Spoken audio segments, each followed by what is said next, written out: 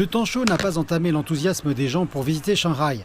Voici la destination touristique la plus populaire de Shanghai, East Nanjing Road. Dans la foule, on trouve des gens venus du monde entier. Saudi Arabia. France. From the Netherlands. Dans un grand centre commercial de East Nanjing Road, les touristes étrangers reçoivent des coupons.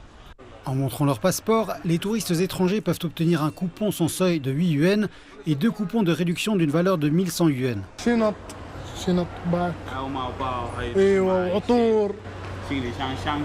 Au cours du premier semestre de l'année, la valeur des transactions effectuées avec des cartes bancaires étrangères dans le centre commercial numéro 1 de Shanghai a bondi de plus de 38% en glissement annuel.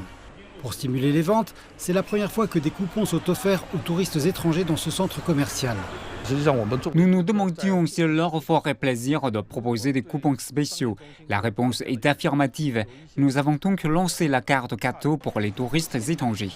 La Chine offrant davantage de politiques d'exemption de visa aux touristes étrangers, le flux de visiteurs a connu une augmentation importante.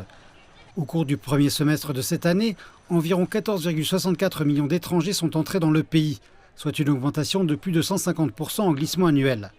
Parmi eux, 8,54 millions sont entrés sans visa, ce qui représente 52% du total.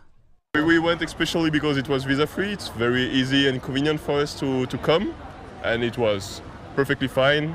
Everything is nice with us, so yeah, perfect. It's so pretty and it has a lot of stores. We will go and see all your beautiful historic things. It's very great, very beautiful city, very nice people. Everything is great here. La Chine s'efforce de faciliter les voyages des touristes étrangers en leur proposant des méthodes de paiement plus simples et l'annulation des réservations dans certains sites touristiques. Lors de la 3e session plénière du 20e comité central du Parti communiste chinois, la Chine a une fois de plus clairement indiqué qu'elle s'engageait à respecter la politique fondamentale de l'État, consistant à s'ouvrir au monde extérieur et à continuer à promouvoir la réforme par l'ouverture.